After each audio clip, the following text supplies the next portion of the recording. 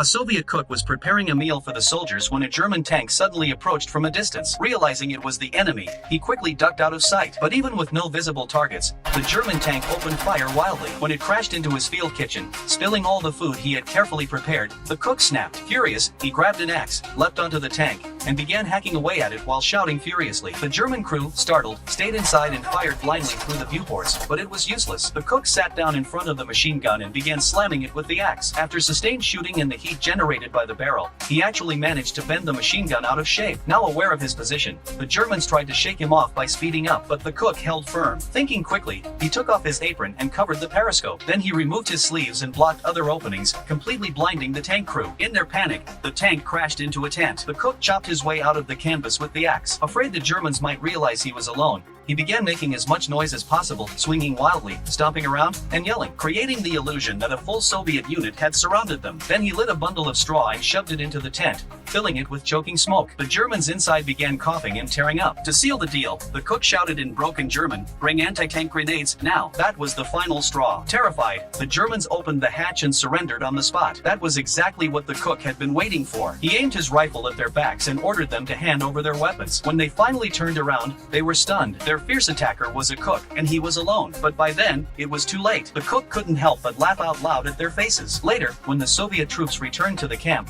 they spotted the German tank and thought they were under attack. Everyone hit the ground and took cover. But when the commander peeked through the grass, he found only the cook, standing beside the tank, holding a rifle and shouting, "Come on out, dinner's ready." The soldiers were stunned. Only after confirming he wasn't a hostage did they come out. When they heard that he had captured 4 German soldiers and seized a tank, without firing a single bullet, they couldn't believe it. Even more impressive, he had already prepared a feast to celebrate the victory. This unbelievable story is actually based on real events. So, do you know the name of this clever and fearless cook?